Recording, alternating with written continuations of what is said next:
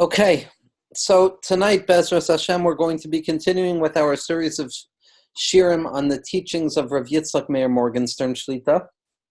And the title of tonight's shir is going to be the Malchus that is concealed within the unknowable head, which is basically a rough, clunky translation of a statement that Rav Meir brings down countless times, perhaps more than any other statement, which serves as the particular novelty of Rav Meir, the concept of Malchus Hagnuza Baradla, the Malchus that is concealed in Radla, Reish Dalid Lamed Aleph, which is an acronym for a concept that's brought down throughout the Zohar, Reisha Delo Isyada, the unknowable head, or the head that cannot be known.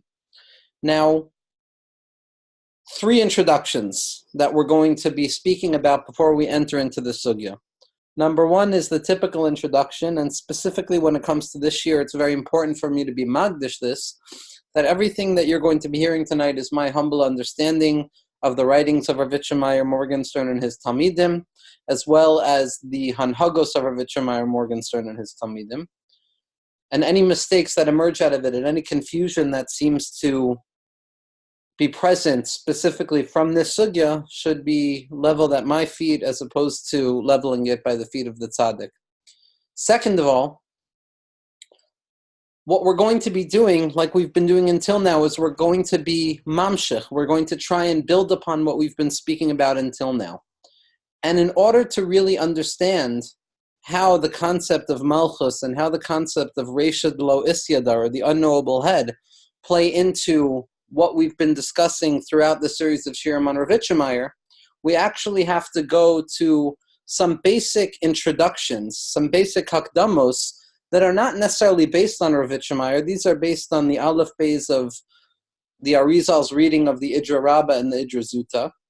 But these sugyos that the Arizal is masbir, that describes this concept of Reisha Delo Isyada, my humble opinion is that there has been no tzaddik who has spoken as much about the concept of Reisha Delo Isyada, the unknowable head, or the head that cannot be known, other than the archetype which Rav Meir Morgenstern finds himself in this sugya in particular, which was Rav Yitzchak Isaac of Kamarna, the Kamarna Rebbe, the Mechaber of Svarim like Nisiv Mitzvasecha, of Zohar Chai.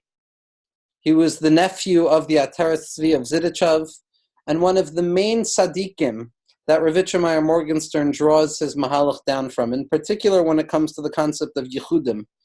But when a person learns the writings of Kamarna, in particular Zohar Chai, a person sees that everywhere you turn, every page that you're looking at is bringing one into contact with the sugya of Malchus and Reisha Delo Isyada.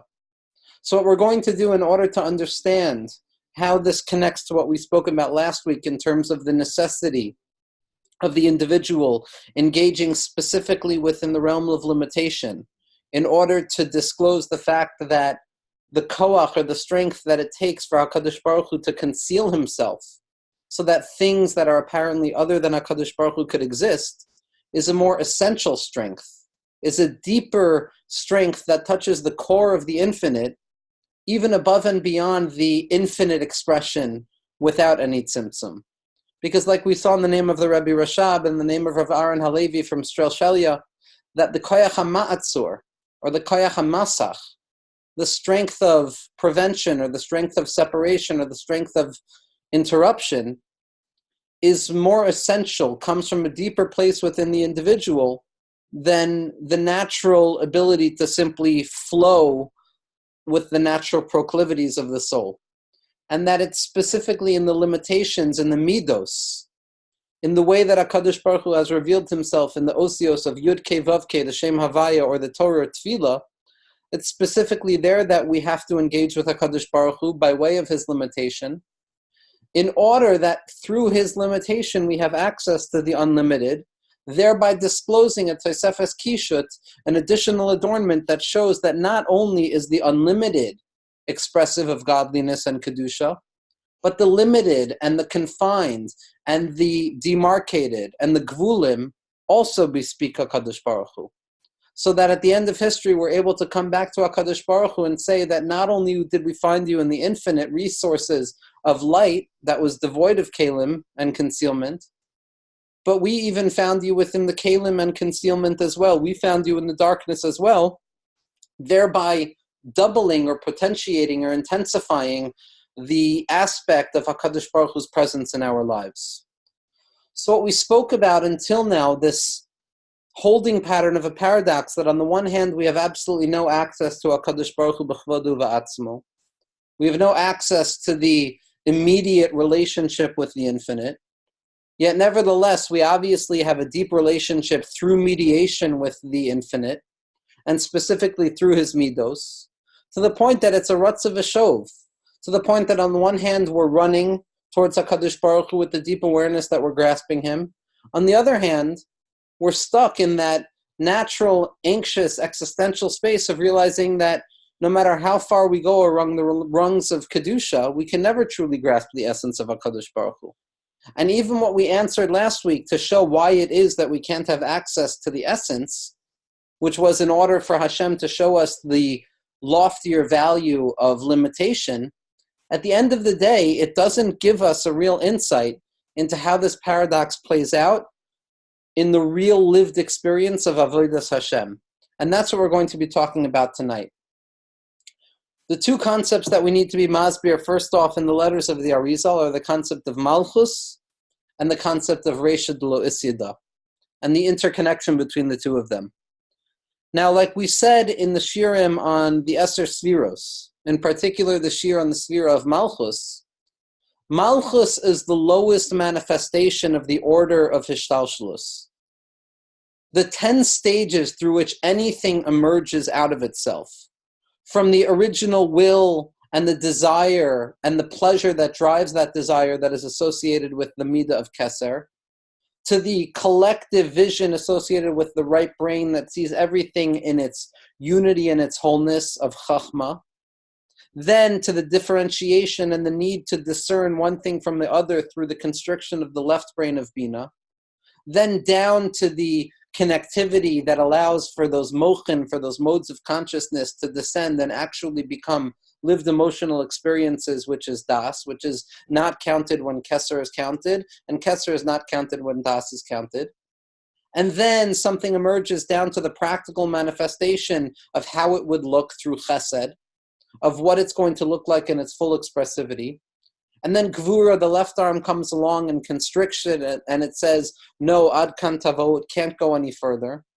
And then that dialectic between expression of chesed and containment of Gvura finds its paradoxical union that gives birth to a beauty or a sublimity that emerges out of a certain impossibility and tiferes.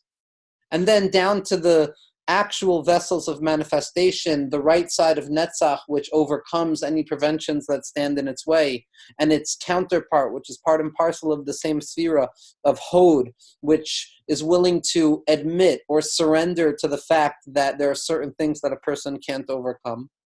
And then down to the midah of Yesod, which takes all of that energy and that collective experience from the original will down to that surrender of Hod, and it decides to express itself practically speaking. And Malchus, that 10th sphera, which is a quasi-sphera in the sense that it's nothing other than its own impoverishment. Malchus is simply the sum total of all things as they manifest in reality, the space in which things manifest. But Malchus on its own right is that feminine principle of lack of desire, and not a gendered principle of femininity, but rather the ontological concept of femininity that is found within all masculine individuals as well, just as the masculine principle of expressivity is found within the feminine as well. But Malchus, in its silent femininity associated with the hiddenness and the darkness, has no strength of its own. It's simply the presence of that which preceded it. It's leis lemagar meklum. It has nothing to claim of its own because it's simply the receptacle that reveals that which preceded it. It's the humility necessary in order for a person to be able to say, what I'm saying are not my own words. That what I'm trying to convey is not my own thoughts, but rather thoughts that come from a place above me. That Nakuda of Malchus, because of its impoverishment, is also susceptible to descent into darkness. Ragleha yardu maves, the Zohar HaKadosh says. The legs of Malchus dangle into the arenas of death, the worlds of separation. Every night we see in the Kavanos of the Arizal, the Malchus of Atzilus, that limit point where the unity of HaKadosh Baruch Hu is absolutely present even within limitation, descends into true worlds of limitation, into the worlds of Bria, Yetzira, and Asiya, into the worlds of separateness and the nocturnal anxiety of things not being unified. And Malchus, or the Shechina, the presence of godliness in this world, in all of its destitution, is found specifically in the lowest rungs of experience. We all find ourselves in the realm of Malchus. Everything, according to the Arizal, that we are able to discuss is rooted in the concept of Malchus. Because everything preceding Malchus is almost on a certain level unspeakable because of its lofty nature. The tzimtzum itself, that original contraction of godliness, is considered, in the words of the Arizal and the words of the Zohar, as kavyachol, so to speak, the Malchus of HaKadosh Baruch Hu. That when we talk about Kabbalah and Malchus Shemayim, we say that all that we can understand in terms of how Hashem has created the world is the fact that he had desired on a certain level a Malchus, a kingship, and ein melech below am. And there's no king without those who are lower than that to recognize it. So everything that we experience in our degraded experience is the conception of Malchus, down to the ABCs of our anxieties and our difficulties, as well as the Torah and the mitzvahs that we engage in. It's all within the realm of Malchus, the physicality, the ipsity, the thisness of everything. The fact that there's quantity and quality that determines one thing from another. All gvulim, all dinim, all gvuros, all difficulty, all constriction, all achiza of chitzonius or klipos, or husks of secondariness, grab themselves in the space of Malchus. But Rav Yitzchak wants us to look very carefully at something that the Arizal HaKadosh wrote.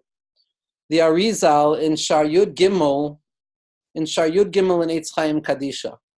Eitz Chaim Kadisha, the 50 Sha'arim, the 50 gates that the Arizal conveyed to his student Rav Chaim Vital, compiled down into what we know of as the Sefer HaKadosh of Eitz Chaim, the Tree of Life. He writes as follows in Shar Yud Gimel, which is Shar Atik. Atik is the loftiest of the Partzufim, something that we don't necessarily have to get into for our understanding of what we're trying to say. But Ezras Hashem should be with us, that there should be a time where these sugyos become more practical. And the Arizal there speaks in Shar Yud Gimel, in the first few prakim, about the original Sfiros, about the root Sfiros, the Tisha Sfiros HaShoroshim, the first instantiation of Sfiros, that Koyach HaGvul, that way that HaKadosh Baruch Hu revealed himself in this world.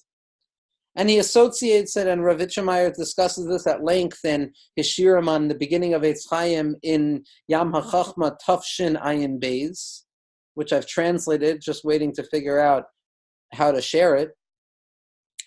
But these 9 Sfiros are associated with the 9 Hechalos in the Zohar and Parshas Noach, where Rabbi Shimon Bar Yochai says, Arimas Yadi B'tzlosa. I raise my hands in tefillah, and the Ramchal has a perush on that mimer in the Zohar, which talks about the loftiest levels of Kedusha. Rabbi Nachman of Breslov in Torah Chavdalad in the 24th teaching in the Likutei Maran also discusses this concept. But what we find in those 9 originary Sfiros, we find something unique that we don't find anywhere else. And it's almost a transgression of the interdiction announced by the Sefer HaYetzirah. Because the Sefer HaYetzirah says, always remain careful to ensure that there's 10 Sfiros. Not 11 Sfiros and not 9 Sfiros, but 10 Sfiros. Because 10 is the number of Kedusha, 11 is the number of excess and surplus and extra things, as if we can add things, and 9 is the number of deficiency, as something lacking. But we see in Shar Yud Gimel, in Shar Atik, the Arizal says as follows. The original 9 Sfiros are Keser, Chachma, Bina, Chesed, Gevura, Teferes, Netzach, and Hod, and Yesod. 9 Sfiros, missing a last one. There's no Malchus. There's no Malchus found in that lofty realm. There's no constriction found in that lofty realm. And the Arizal and the Meforshim asked the question, where is this 10th Sfira? Where is Malchus? And what the Arizal answers, and Rav Chaim Vital answers in the name of his Rebbe, is that Malchus, the original Malchus, is rooted in the Keser of Keser. It's rooted in the highest point of that system. It's rooted in the Gimel Ration of Atik, in the top three spheros of Atik Yomen, which is referred to as Reisha de lo Isyada, the unknowable head. Now, the reason that Reisha de lo Isyada, the apex of the system of the Arizal, the Keser Kol Haksarim, the highest point that a person can conceivably come to in terms of understanding our relationship with the infinite, is what the Arizal refers to as Reisha de lo Isyada. To the extent that, based on the Klal HaErchin, on the relativity principle that we discuss in the name of the Rashash, any level that a person comes to, say, assuming we're working within the ground floor of our space of relationship with HaKadosh Baruch Hu, the ceiling is going to be Reisha de lo Isyada, and that's going to be the apex of what we could come to. Now, above Reisha de lo Isyada, again, there's going to be an infinitely larger level that a person can then ascend up to realize that what they've come to know until this point is nothing and null and void. But the apex is always Reisha de lo Isyada, wherever and whichever level you're working on, to the point that the Vilna Gaon in Sefer Tzniusa is parish there, and the Arizal on his parish on Sefer Tzniusa writes explicitly that Reisha de lo Isyada ikri ein sof. That, relatively speaking, when a person comes to the level of Radla, when a person comes to that place of the unknowable head, it's as if they have reached the infinite level of that particular darga that they're on. Not to say, God forbid, that they've reached the etzem, but rather they've reached the apex of what they can conceive of in terms of that level. And now the next step is to ascend back up to the realization that they know absolutely nothing, only to go through that entire process again. So what the Arizal is telling us is that if you want to understand the first shirish of Malchus, if you want to understand that first place that Malchus can be found, it's contained and inherent within that originary space of Reisha de lo Isyada, that unknowable head, that space of godliness that is so lofty that when we come to that place, when we come to that attempt to recognize the infinite presence of HaKadosh Baruch Hu, all we can recognize is de lo Isyada, that we can't know it, that tachlis hayadiyah shelo neda. Now the question is, what is this Reisha de lo Isyada? What is this place that Malchus is rooted in? That all finite manifestation, that all of our anxieties and our experiences of darkness and concealment and questioning and all of the different things that we talk about from day to day, what takes place in that place of Reisha de lo Isyada, in that unknowable head, in that loftiest stage in the Seder HaHishtalshalos? Now, one of the reasons, according to the Arizal, and again, Rav Meir brings this down so often, there's a remarkable mimer, one of, in my humble opinion, one of my favorite ma'amarim, Im Yam HaChochma Tafshin Ayin, called V'hispia B'tzachtzachos Nafshecha, all about the concept of Reisha de lo Isyada, about 200 pages. And what Rav Meir is basing himself on there is what Rav Chaim Vital wanted to try and understand in the name of his Rebbe. Why is it that the apex of the system, the apex of the level that we can reach, is referred to as Reisha de lo Isyada, the unknowable head, or the head that cannot be known, or the level of HaKadosh Baruch Hu that remains perpetually out of grasp? Now, instead of coming on to the concept of that negative theological impulse that we've been speaking about so often, that when a person reaches the top of the level, they come to a place of realizing that leis machshava tfisa beklal, and that all we can know is what we don't know, like the Rambam would say, the Arizal has a very different answer. The Arizal says, if you want to know why Radla, why Reisha de lo Isyada, the unknowable head, the apex of the system, remains unknowable, remains always and forever perpetually out of the individual's grasp, so that our way of connecting is not absolute knowledge or empirical data, but rather by way of faith, by way of believing in something that we can't truly conceive of, because leis machshava tfisa beklal. The reason for that is because I don't know, Rav Chaim Vital says, exactly what my Rebbe meant. When the Arizal taught me about Reisha de lo Isyada, it wasn't clear exactly what he was describing. There are sveikos there are doubts there. Now, Rav Meir goes through each and every one of those doubts based on the writings of the Arizal, which are very practical and almost mathematical in their nature, so we're not going to be discussing them too much. What we're going to be discussing is the fact that the reason the highest level on any level of reaching HaKadosh Baruch Hu is going to be considered unknowable is because we're doubtful as to what exactly is taking place there. Because when a person reaches that level, when a person ascends to the highest point that they can ascend to, what they come to recognize is that it's impossible to stand precisely upon what is taking place. Whether HaKadosh Baruch Hu is revealing himself to us by way of positive assertion, or whether HaKadosh Baruch Hu is concealing himself from us by way of negation. Whether our attempt to grasp HaKadosh Baruch Hu needs to be by way of yediyah and knowledge, or whether our grasp of HaKadosh Baruch Hu needs to be by way of emunah, which is the absence of knowledge. Whether the ikar avodah is tefillah of davening and being misbatel and nullifying ourselves in that feverish yearning towards that which is above us by way of our own recognition of our inherent lack, or whether it should be Torah, which is the conception of what makes us feel powerful and valuable, whether it's the impulse of ahava that HaKadosh Baruch Hu wants from us, or whether it's the impulse of yira that HaKadosh Baruch Hu wants from us. Down to the more practical levels, whether it's be'iyun that I should be learning, or whether it's bekiyas that I should be learning, whether it's musar that I should be learning, or whether it's chasidus that I should be learning. In the space of Reishad Lo Isyada, it's not clear which one is true. Rav Chaim Vital says, I don't know what I heard from my Rebbe. A could be true and B could be true. Now, the Meforshim and Rav Meir brings down the raid of all of them, the Tomah Chaim Zachu and the Ramchal and the Balasulam and the Shach and Yeredeya, all of the different Meforshim and the Leshem Shabbat who call this into question. They say, whoa, whoa, whoa.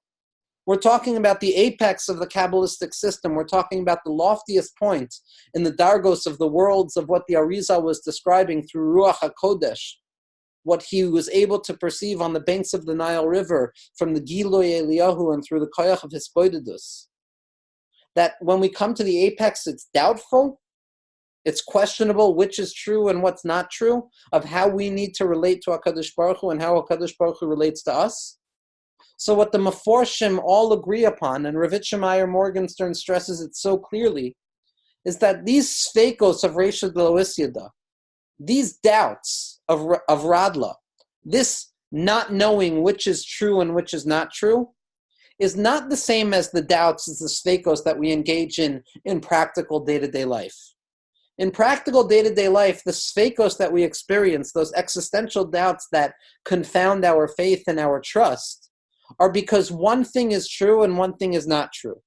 And in our minds, there's a right way to do it and there's a wrong way to do it, and we simply don't know which way to do it. We're afraid that we're going to make the wrong choice. We're afraid that what we choose to follow is not going to be the correct path. But at the level of Radla, at the level of Reishad Lo Isyada, at that level of the Atik of Atik, that Bechina of Ein Sof, that infinite limit that a person comes to, what all of the Meforshim of the Arizal agree upon is that those sfeikos are not because one is true and one is not true, but both are true at the same time. And in the space of Reishad Lo Isyada, in that unknowable head that human conception can never truly understand because of our limited rational faculties, there's a perpetual assault of two possibilities always taking place in unison, simultaneously, to the point that it's impossible for an individual to stand upon one of them without being assaulted by the other one.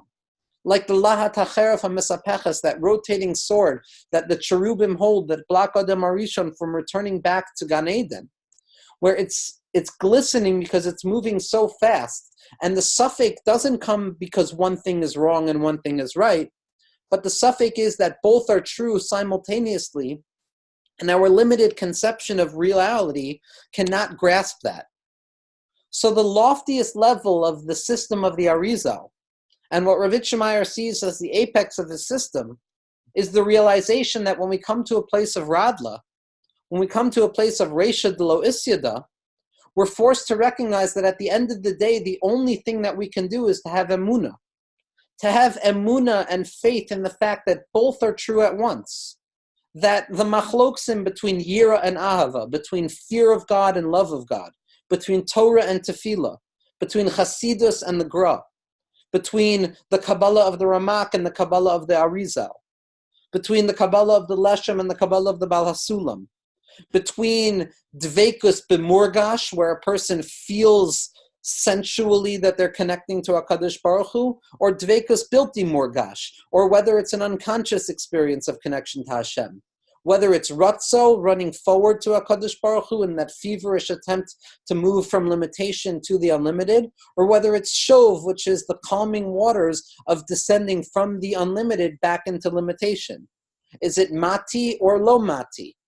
And what our tzaddikim, Rav Yitzchak points out so expressively, is that it's both at the same time. That simultaneity of the experience, like we've been discussing until now, the simultaneity of grasping only the midos of HaKadosh Baruch Hu, while simultaneously at the same moment, impossibly speaking, to recognize that we're also grasping the infinite of HaKadosh Baruch Hu. To realize that on the one hand, leis machshava tfisa beklal, and the other hand, to recognize that tafis beruusa deliba, that the desire of the heart has the capacity of grasping it. To recognize the two naturally paradoxical modes of sovev kol almin, of HaKadosh Baruch Hu annihilating all of reality in his infinitude which surrounds reality, and memale kol almin, which is the immanent presence of HaKadosh Baruch Hu, which gives room for reality. The paradox of Yichud Ilah, the lofty unity of Shema Yisrael, Hashem Elokeinu, Hashem Echad, which reminds us, as the Baal HaTanya Schusay Yonelenu says, that nothing exists other than the true nature of godliness, and the paradoxical reality of Yichud Tata, the lower unity of Baruch Shem Kavod Malchus L'Olam Va'ed, which says, no, everything exists, it's simply animated by the light of HaKadosh Baruch Hu. At the level of Reish Lo Asyada, both are true simultaneously, and we're unable to grasp that, and therefore it appears to us as Sveikos. When I was learning this sugya in the Arizal, before I found myself in the writings of Rav Yitzchak, what I wanted to understand was, why does the Zohar HaKadosh refer to Radla as Reisha de Lo Isyada, as the head that can never be known, as opposed to saying Reisha de Lo Yada, the head that is not known? Meaning to say, is there a possibility that we can ever come to a place where those sveikos will be settled, in which case the sveikos and those doubts are only temporary, and the Zohar should have referred to it as Reisha B'lo Yada, the head that is not known? Or is it something that will perpetually be out of our reach, no matter what level we reach, to always realize that there's something higher than us, and that's why the Zohar refers to it as Reisha D'lo Isyada, the head that cannot be known, the head that will not be known, implying that it's never going to be that way, that we'll never be able to have grasp of it. So this was probably about 6 or 7 years ago, and I reached out through email to Rav Yitzchak, through one of his gabayim, and I asked a very simple question. I asked, is it referred to as Reisha Lo Isyada because it will never truly be known? Even when we reach the level of knowing it, we'll come to realize there's a loftier level that we cannot know. And the answer that I got was the Kamarna Rebbe in the Hakdama to the Zohar HaChai says that La'asid Lavo in the future, Reisha Lo Isyada will become known to the individual, which was disappointing to me in my humble opinion, because my entire understanding of the system is that even when a person comes to a place of knowledge, of knowing what cannot be known, there will be a new level of infinitude in the infinity of unknowing that comes in its place. So at that time, I had the schus to also be in a chabura with Rav Matil Zilber, the Stachina Rebbe, who's a close friend of Rav Yitzchak. And I spoke to him after chabura, and I said to him, I asked him the question that I was asking, and I told him what Rav Yitzchak answered. And he smiled, and he says, yes, but it's b'toras ha'erchen. It's relative. Meaning to say that both are true. Yes, in the future, the Reisha Lo Isyada will come to be known. The Sveikos will be miyushav. A person will be able to understand how the simultaneity of all things are taking place at once. How on the one hand, there's a limit towards what we can conceive of with regards to HaKadosh Baruch Hu, yet on the other hand, it's specifically in that limit that we touch the essence of HaKadosh Baruch Hu v'chulei. But what Rav Matil was saying is that Rav Yitzchak's answer is also based on Klalei HaErchen, which means that no matter what level you come to of pure knowledge of Reisha Lo Isyada, of that Bechina of Ein Sof, you'll also simultaneously come to realize that there's more Sveikos on top of it. So that settled my mind in the sense, because Reisha Lo Isyada reminds us that the loftiest level that we'll ever come to is going to be the reality that we can never truly grasp how the impossible paradox of something and nothing, of Ein and Yesh, of that koyach of keser that contains both something and nothing within it, both the somethingness of bina and the nothing of chachma in unison, we can never truly understand how that is experienced. Now, in Safar Ditzniusa, one of the most fundamental parts of the Zohar HaKadosh, which the Vilna Gaon and the Arizal wrote their famous Perushim on, the opening of Safar Ditzniusa is as follows. Safar Ditzniusa, Safar de Shakil b'mitkala. Ad lo have mashgichin anpen ba'anpen, lo have mitkala. So the Vilna Gaon, on the first 5 words of that Safar Ditzniusa, Safar de Shakil b'mitkala, the book of concealment, the book that is weighed on scales. The Gaon writes, based on the Arizal, that sniutza, that modesty, that concealment, is the bechina, is the aspect of Reshad Lo Isyada, is the bechina of that unknowable head. And that Safra, the book of concealment, is the das that's misgaler to us. That on a certain level in our minds we can conceive of the fact that there's a place in our minds that we can never conceive. And by way of that knowledge of what we can never truly know, we have a small grasp of the concept of Reshad Lo Isyada. Now I want to read to you the words that I saw in Rav Yitzchak in Yam HaChachma. This is going to be in Yam HaChachma Taf Shin Samech Ches. It's going to be on page 770. I shook when I read this because I've never seen Rav Yitzchak write in such a lashon. Iker Sod Hatznius, the deepest secret of modesty, Heyos Radla Nechshav LaEfes Umemutza Bavasachas.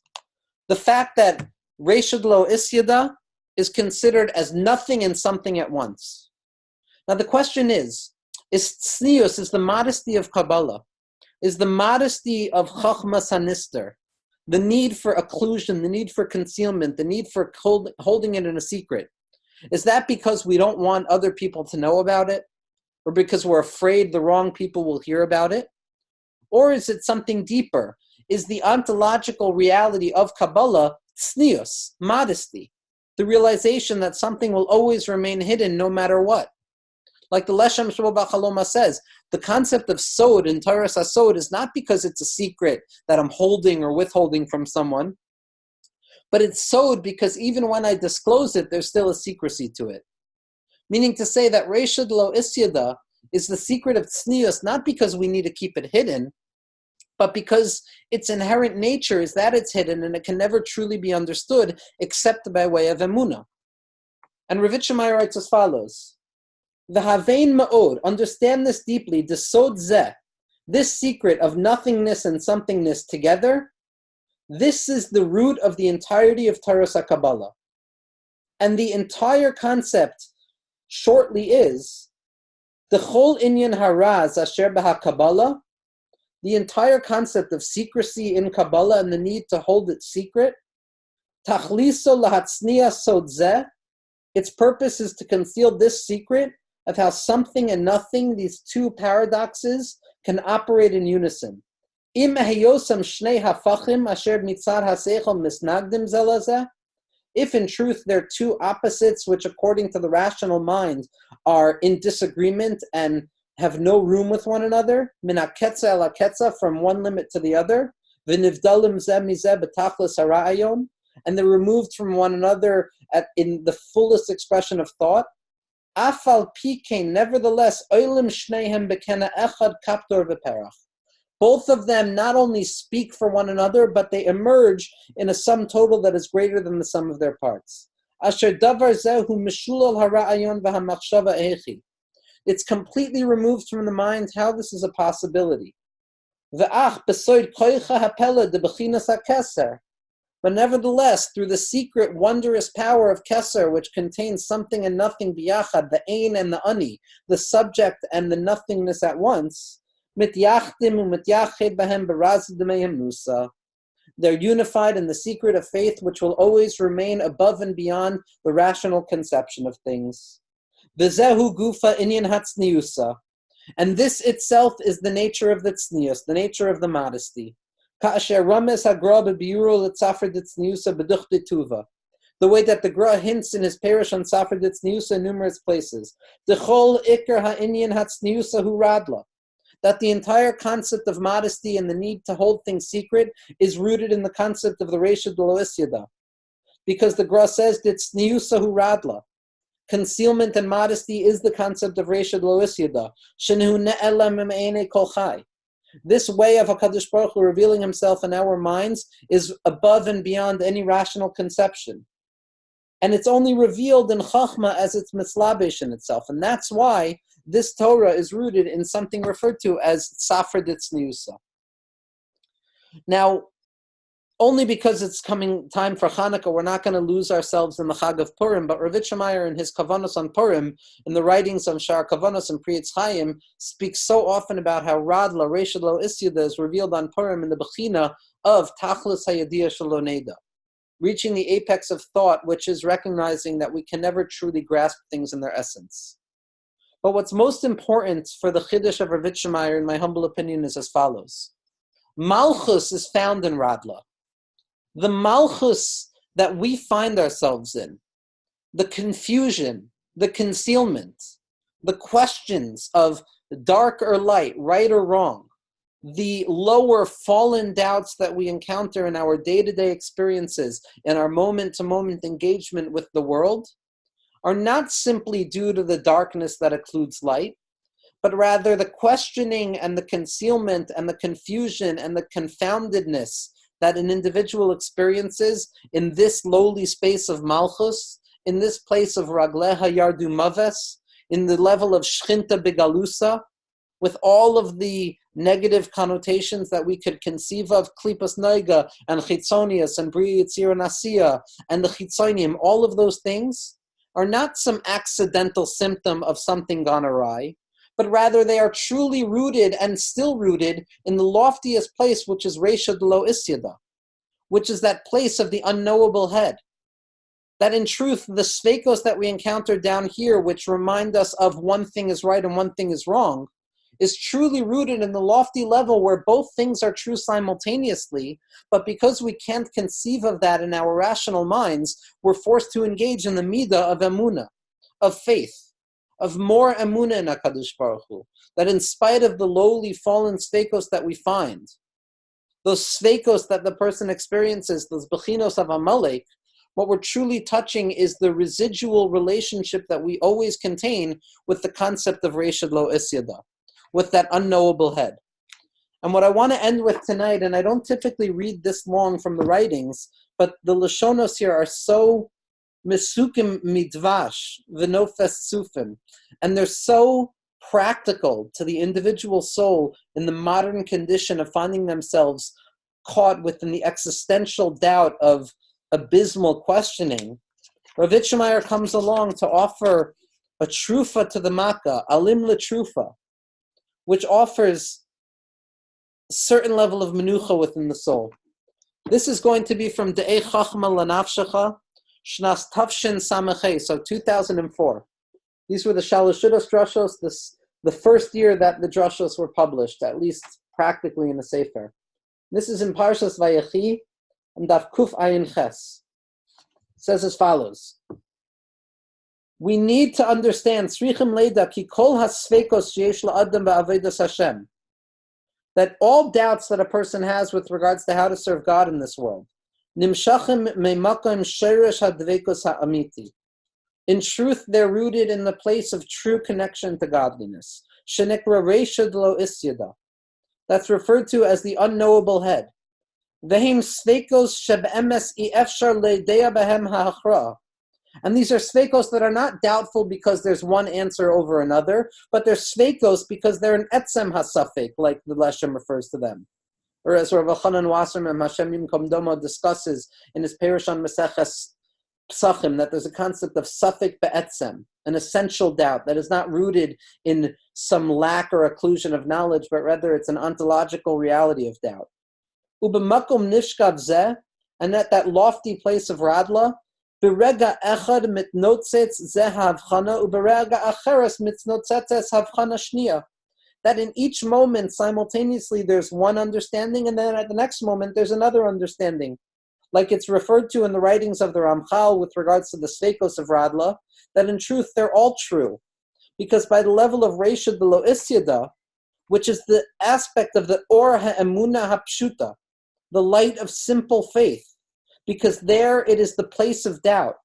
And all of these doubts descend into the world as doubts in Avodas Hashem, doubts in the work of Emunah. And they emerge and sparkle in the mind of an individual in the secret of Reisha lo Isyada. V'heim mitznotzitzim b'mayach ha'adam b'soid radla. And an individual needs to come to the place where these sveikos, where these doubts that they encounter are no longer bothering them. Because every time a person is stuck in a suffix that is toired as shalvas ha'adam u'muvalvel machshavto, that any time the doubts of an individual confuse the mind or confound the mind, that's the bechina of nistamu eineihem v'libam sheyisrael, that the hearts and the eyes of Bnei Yisrael were closed. But in truth, asur shehasafik yafriya es menuchas ha'adam. It's impossible and it's forbidden to allow the doubts that a person experiences in their emunah and their minds to disturb the peace of the individual. Because a person has to understand that these doubts descend me oilam ha'gavoa me al gavoa, in the secret of sveikos deradla. The haribona shloilam, and God wants these sveikos. And we don't need to run away from the sveikos. Ein shayach lehimalet mehasafek ad hasof. All of this is the aspect of the revelation of the Reisha lo Isyada. The revelation in the moment that two things can be true simultaneously. And when a person finds themselves in that doubt, tzarech ledavik atzmo b'dveikus, a person has to cleave to HaKadosh Baruch Hu, to assert the godliness in their minds that is revealed to them in that moment, kol echad lafi shoresh nishmaso. And to be aware that this hisnotzisus, this simultaneity of two things happening at once, is really rooted in Reisha lo Isyada. And therefore it shouldn't bother an individual, because the entire purpose of it is to force us to come deeper into a level of emunah. That when we find ourselves in Malchus, in the avodah of emunah, in the avodah of tefillah, in the avodah of emunah pshuta, in the avodah of hispoidus, in the avodah of the nighttime, all of those things associated with Malchus, in its degradation, in its denigration, and all of its negation, what we need to remind ourselves is that that's rooted in the loftiest level of the system. And to end with the fact that tonight is Yat Kislev, tonight is the Rosh Hashanah of Hasidus, what the Lubavitcher Rebbe, the second Lubavitcher Rebbe, writes in Kundros in Yanei Shel Torah HaChasidus is that the Chiddush of the Baal Shem Tov and the Chiddush of Torah HaChasidus is that he made the concept of Reisha lo Isyada applicable to all individuals, to show us that not only is HaKadosh Baruch Hu found above, but HaKadosh Baruch Hu is found below. And as Rav Meir is masbir at length in Yam HaChachma Tav Shin Ayin Aleph in his Maimer Derech Eitz Chaim about the Chiddush of Torah HaChasidus, based on the Piazetzner Rebbe's writings and the Kamarna Rebbe's writings, that the Chiddush of Chasidus above Kabbalah on a certain level is that by Kabbalah, by the Osios of the Arizal, there's Oros and there's Kalim. And the Oros are different than the Kalim, because the Or is the unlimited and the Kli is the limitation, or the Or is infinite and the Kli is finite. But comes Taras HaChasidus, and this is really expressed beautifully in the Mavo Sha'arim of Rav Kalanimus Kalman Shapira from Piazetzna Hashem Yimkom Domo, B'mhera B'yameinu. What we see there is that the Iker Chiddush of Chasidus is that even the Kalim are niskala to be Eloikos.